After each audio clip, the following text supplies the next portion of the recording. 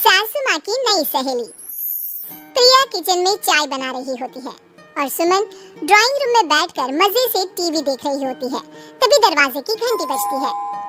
प्रिया, जरा देखना तो कौन आया है। देखती हूँ मम्मी जी। प्रिया दरवाजा खोलती है तो सामने पड़ोस वाली विमला आंटी खड़ी होती है। नमस्ते आंटी जी, कैसी हैं आप? मैं तो बिल्कुल ठीक हूँ बेटा, पर तेरी सास को क्या हुआ है? आजकल कहीं दिखती ही नहीं है। जब देखो तब टीवी के आगे जमी रहती है। अंदर तो आइए आंटी। अरे ओ दीपक की अम्मा, कहाँ हो? अरे विमला, आओ आओ, क्या बात है, बड़े दिन बाद याद आई तुम्हें मेरी। मैं तो हमेशा ही तुम्हें याद करती हूँ, पर तुम ही गायब रहती हो और आजकल तो बाहर भी नहीं आती जाती। तबीयत तो ठीक है ना तुम्हारी? अरे तबीयत को क्या होना है, इस उम्र में तो कुछ ना कुछ लगा ही रहता है। मेरी छोड़ो, तुम ये बताओ कि क्या चल रहा है गली मोहल्ले में? तुम गली मोहल्ले की छोड़ो, चल तो तुम्हारे पड़ोस में रहा है। तुम्हारी नई सहेली आई है। मेरी कौन सी नई सहेली? मैं तो यहाँ बस तुमसे बातचीत कर लेती हूँ या फिर बाजू वाली शर्मा की बहू से दो चार बातें कर लेती हूँ। इसीलिए तो कहा कि तेरी नई सहेली आई है। अब कोई पड़ोस में आया है तो बात तो होनी ही है। कम से कम इसी बहाने हमारा भी एक ग्रुप बन जाएगा। फिर सब मिलकर अपनी बहुओं की शिकायतें किया करेंगे। दोनों हंसने लगते हैं। तभी प्रिया चाय लेकर आती है और सामने टेबल पर रख देती है। दोनों चाय पीती हैं और बातें करते हैं। चलो मैं चलती हूँ, अब कल मिलते हैं। राम राम। अगले दिन प्रिया किचन में कुछ काम कर रही होती है और सुमन आराम से सोफे पर बैठकर मटर छील रही होती है। तभी डोरबेल बजती है। प्रिया दरवाजा खोलती है तो सामने उनकी नई पड़ोसन खड़ी होती है। जी, आप कौन? मैंने पहचाना नहीं। नमस्ते बेटा, मैं शारदा, आपके बगल वाले घर में अभी 2-4 दिन पहले ही शिफ्ट हुए हैं। ओह अच्छा अच्छा अच्छा, नमस्ते आंटी, अंदर आइए ना आप। देखिए तो मम्मी जी आज कौन आया है। इतना कहकर प्रिया किचन में चाय बनाने चली जाती है। नई पड़ोसन को घर पे देखकर सुमन थोड़ा हैरान हो जाती है।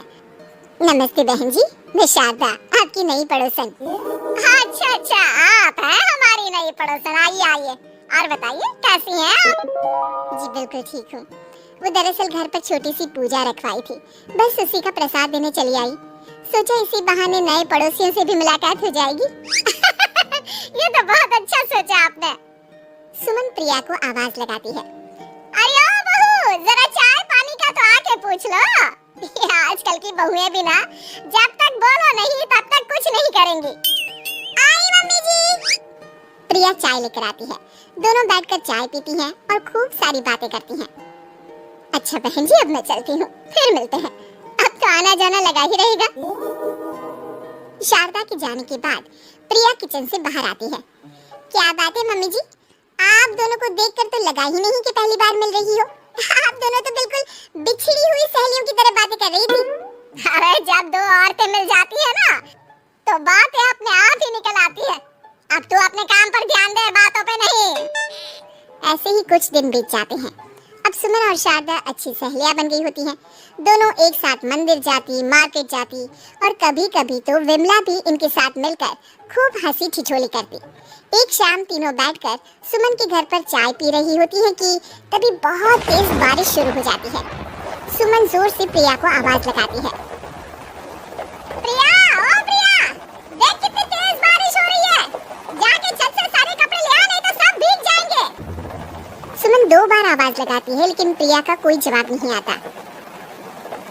शायद प्रिया कुछ काम कर रही है, इसलिए कुछ जवाब नहीं दे रही। अरे काहे का काम, आराम फरमा रही होगी महारानी। तभी प्रिया बीमार हालत में अपने कमरे से बाहर निकलती है। हाँ मम्मी जी, क्या हुआ? मेरी तबीयत थोड़ी ठीक नहीं है ना, इसलिए आग लग गई। अरे सारे कपड़े भीग गए और तुझे सोने से फुर्सत नहीं है। सबके सामने सुमन के मुंह से ऐसी बातें सुनकर प्रिया उदास हो जाती है और छत से कपड़े उतारने चली जाती है। सुमन, ये क्या बात हुई? प्रिया ने बताया ना कि उसकी तबीयत ठीक नहीं, इसलिए उसकी आंख लग गई। तुम भी ना खामखा उसे सबके सामने सुना दिया। अरे आप नहीं जानती शारदा जी, कुछ बहुएं ना बहुत आलसी होती है, घर का एक काम नहीं करना चाहती। ऐसा नहीं है सुमन, तुम्हारी बहू तो बहुत प्यारी है, तुम्हारी सारी बात भी तो मानती है। हाँ सुमन, तुम प्रिया के बारे में ऐसा क्यों सोचती हो? मेरी भी 2 बहुएं हैं, लेकिन मैं उन्हें अपनी बेटियों की तरह रखती हूँ। आखिर वो भी तो किसी की बेटियां ही है ना। और अगर तुम ऐसा ही व्यवहार करोगी तो एक दिन प्रिया भी तुम्हारे साथ ऐसा ही बर्ताव करेगी। शारदा और विमला की बातें सुनकर सुमन की तो बोलती बंद हो जाती है। वहीं प्रिया भी बाहर से सारी बातें सुन रही होती है। अरे मैं कोई उसकी दुश्मन थोड़ी ना हूँ, मैं भी उसकी माँ हूँ। लेकिन कभी कभी सास बनना पड़ता है, नहीं तो बहुएं हाथ से निकल जाती है। देखो सुमन, ये सब सोच का फर्क है। अगर तुम ये सोचोगी तो कभी प्रिया को अपनी बेटी नहीं बना पाओगी।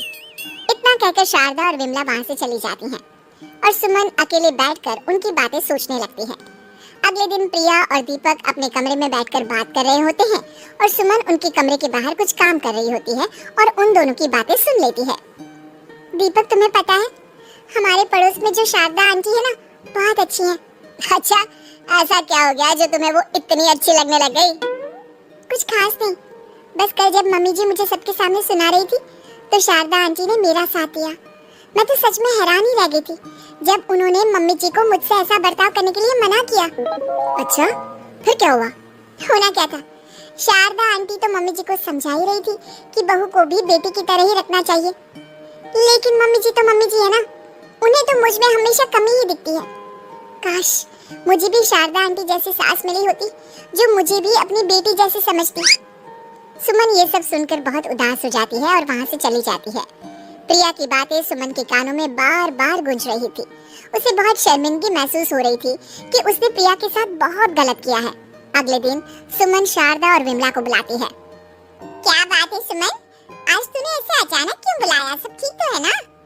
हाँ हाँ, सब ठीक है, तुम दोनों बैठो तो सही। तब तक दीपक और उसके पापा भी आ जाते हैं। प्रिया, तुम भी आ जाओ। क्या हुआ मम्मी जी, आपने बुलाया? हाँ प्रिया बेटा, मैं आज सबके सामने तुमसे माफी मांगना चाहती हूँ। मैंने आज तक तुम्हारे साथ बहुत बुरा व्यवहार किया है, लेकिन तुमने कभी भी मेरे साथ बुरा बर्ताव नहीं किया। मुझे अपनी गलती का एहसास हो गया है, हो सके तो मुझे माफ कर देना। प्रिया अपनी सास की बातें सुनकर हैरान हो जाती है। उसकी आंखों में आंसू आ जाते हैं। प्लीज मम्मी जी, आप मुझसे माफी मत मांगिए, मैं भी आपकी बेटी ही हूँ। वैसे एक थैंक यू तो मेरी नई सहेली को भी बनता है, जिसकी वजह से मुझे मेरी गलती का एहसास हुआ। शारदा बहन, आपका बहुत बहुत शुक्रिया जो आपने मेरी आंखें खोल दी। अरे क्या सुमन, तुम भी ना? तो फिर इसी बात पर चाय और पकौड़े हो जाए? हाँ हाँ, क्यों नहीं।